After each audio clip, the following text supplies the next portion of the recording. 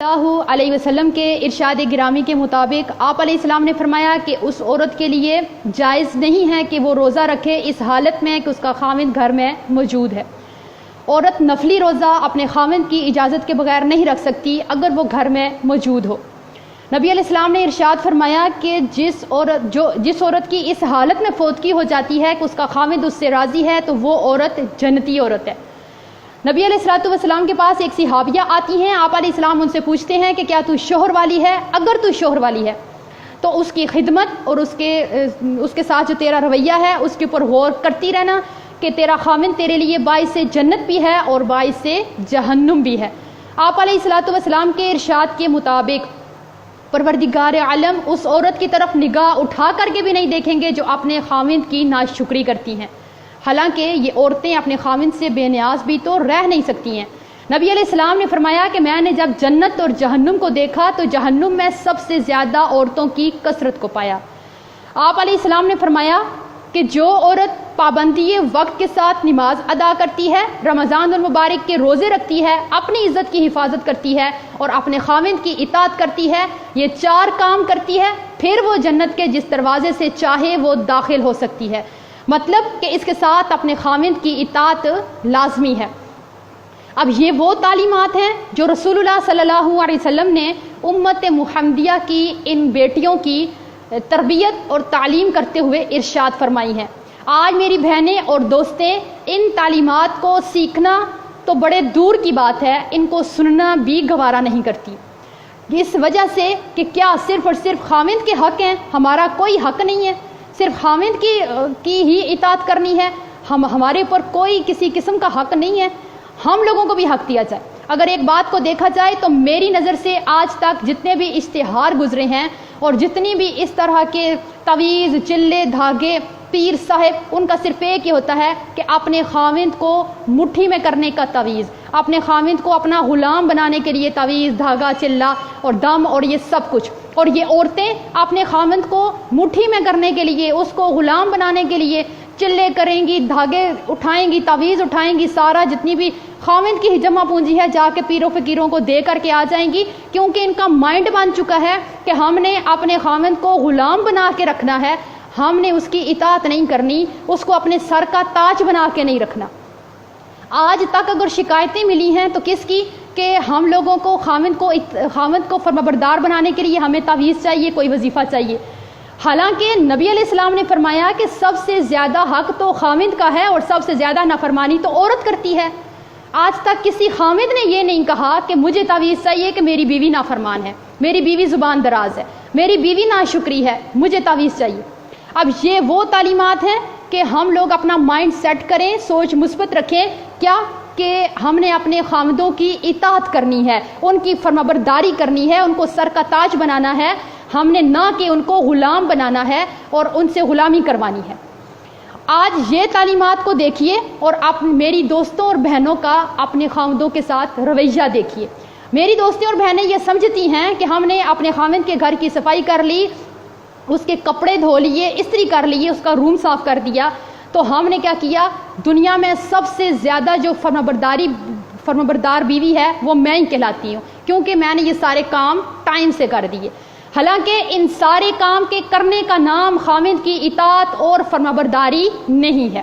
خاوند کی اطاعت کیا ہے، خاوند کی فرمانبرداری کیا ہے، اور وہ کون سی وجہ ہے کہ جس کی وجہ سے آپ کا خاوند آپ کے اوپر توجہ نہیں دیتا اور آپ کا گھر کبھی بھی پرامن پرسکون نہیں رہ سکتا؟ وہ وجہ کیا ہے؟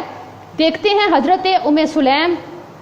رضی اللہ تعالی عنہا کا ایک حدیث۔ ان کا بیٹا بیمار ہے، بیمار بیٹا چھوڑ کر کے خاوند سفر پہ چلا جاتا ہے۔ جب خاوند سفر پہ جاتا ہے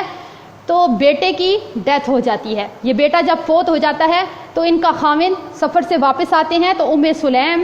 مسکراہٹوں کے ساتھ، پیار کے ساتھ، محبت کے ساتھ اپنے خاوند کو ریسیو کرتی ہیں، گھر میں راحت، خوشی اور پرسکون ماحول بناتی ہیں، اپنے بیٹے کا جو دکھ ہے، اپنی ممتا کو مار کر کے اتنی بڑی پریشانی بھی اپنے خاوند کو نہیں بتاتی ہیں کہ میرے خاوند کیا ہوں گے، اس خبر کو سن کر کے پریشان ہوں گے، تو میں یہ خبر ان کو سنا کر کے پریشان کر کے نافرمان بیوی میں نہ لکھتی جاؤں۔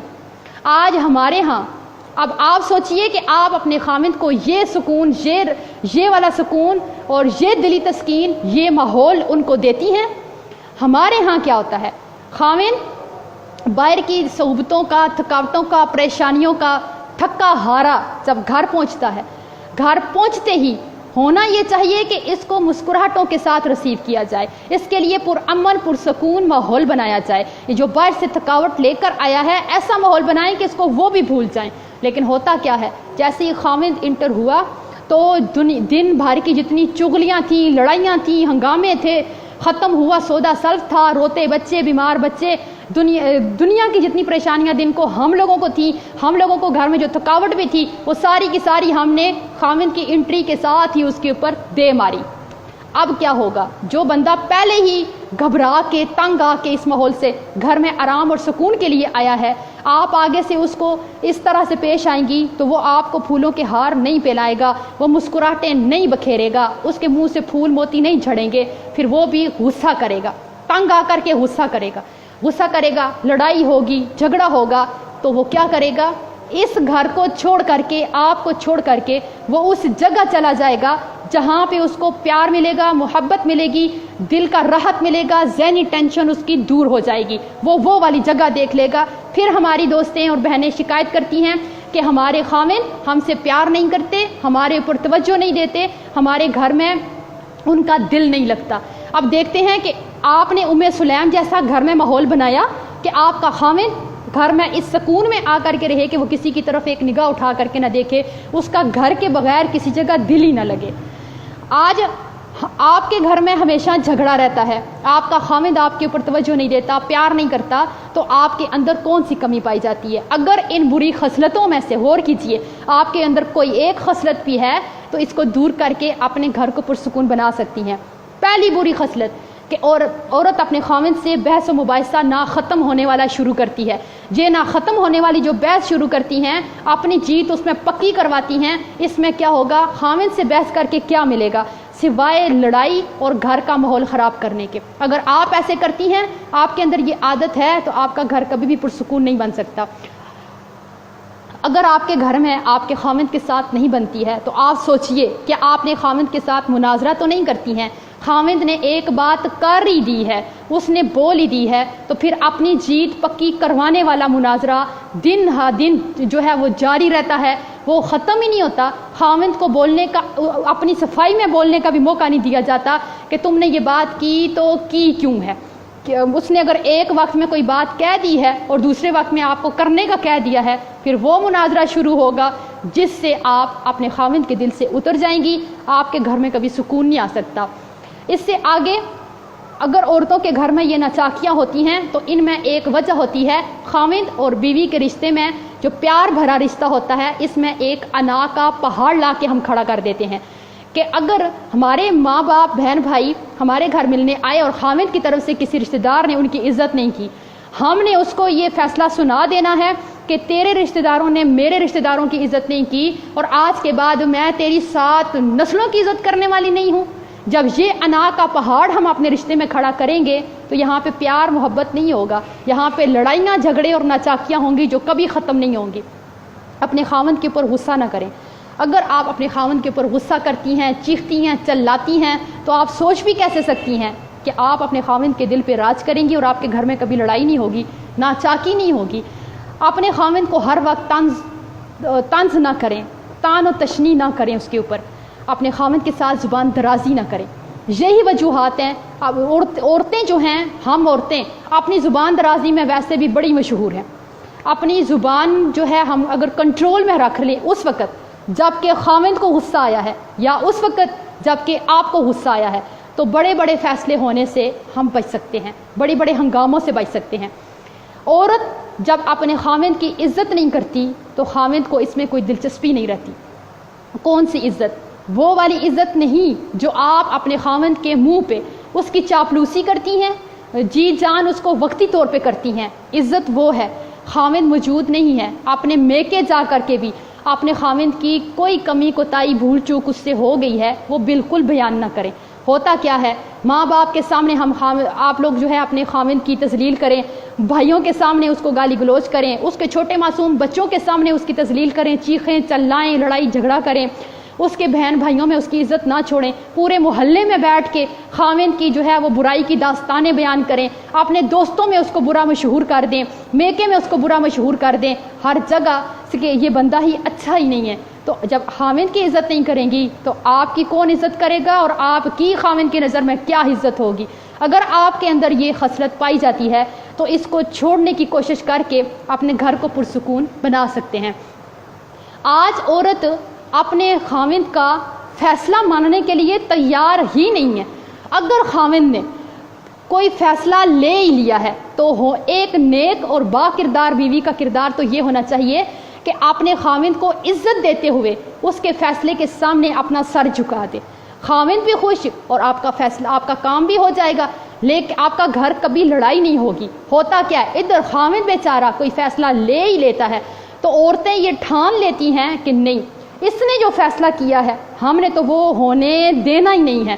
چاہے ہمارا گھر ٹوٹ جائے، لڑائیاں جھگڑے ہوں، فتنہ فساد ہو، دنیا ادھر سے ادھر ہو جائے، گھر کا سکون خراب ہو، بچے اس ماحول کو دیکھتے رہیں، ہمیں کوئی لینا دینا نہیں ہے۔ خاوند نے یہ فیصلہ لیا تو لیا کیوں ہے؟ اس نے ماں کے کہنے پہ لے لیا، باپ کے کہنے پہ لے لیا، اس کو ضرور بھائی نے کہا ہوگا، اس کو اس کے دوستوں نے، مجھ سے تو اس نے پوچھا ہی نہیں ہے اس نے۔ آپ سوچئے ایک منٹ کے لیے، اللہ نے جو عقل، فہم اور فراست مرد کو دیا ہے وہ عورت کو نہیں دیا۔ عورت کی عقل بھی کم ہے اور عورت کا دین بھی کم ہے، اس لیے یہ والی بات اپنے خاوند کے لیے کہ اس کو فیصلے کو نہیں مانتی ہیں، آپ کو تو فیصلہ کرنا آتا ہی کوئی نہیں ہے، کبھی ڈھنگ کا تو کوئی فیصلہ لیا ہی نہیں ہے، یہ والی بات ایک مرد کے لیے زہر قاتل ہے۔ زہر قاتل ہے یہ بات مرد کے لیے کہ آپ کو کوئی سمجھ ہی نہیں، عقل کا کام کبھی کیا ہی نہیں، فیصلہ تو آپ کو لینا آتا ہی نہیں، جب بھی کرتے ہیں ایسے ہی کرتے ہیں، میں نے ایسے نہیں ہونے دینا۔ جب ہم وہاں پہ آ کے اپنی عقل، فہم اور فراست کے گھوڑے دوڑاتے ہیں نا،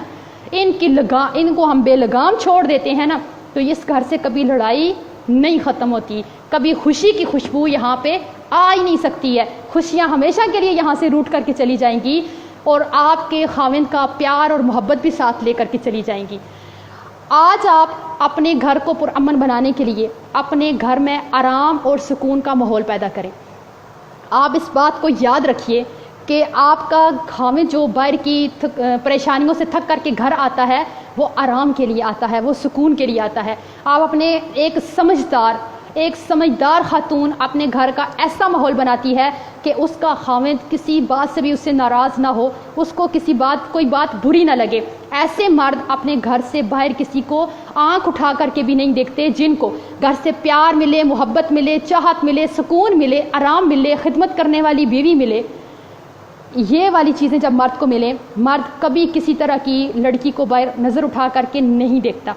آج ہماری بہنوں کے اندر تو اتنی برداشت نہیں ہے کہ اگر ایک خاوند اپنی ماں کے لیے علادہ سے ایک برگر اٹھا کر کے لے آئے، ایک برگر، تو بیوی سے یہ برداشت نہیں ہوتا کہ اس نے میرے لیے، میرے پورے بچوں کے لیے کیوں نہیں لایا، صرف ایک بیوی کے لیے لے کر کے کیوں، اپنی ماں کے لیے لے کر کے کیوں آیا ہے۔ تو یہ والی بات بھی ہم سے ہونا تو ایسے چاہیے، ایک با کردار بیوی اپنے خاوند کو خود اس بات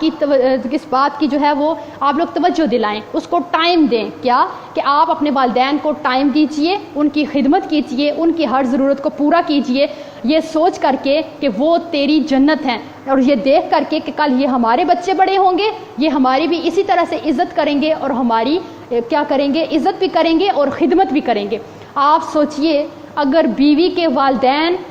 آپ کی بیوی کی جنت ہیں تو شوہر کے جو والدین ہیں وہ اس کی جنت ہیں، آپ اس سے اس کی جنت چھیننے کی کوشش مت کیجیے، نہیں تو یہ ساری جو ہیں وہ باتیں ہیں، وجوہات ہیں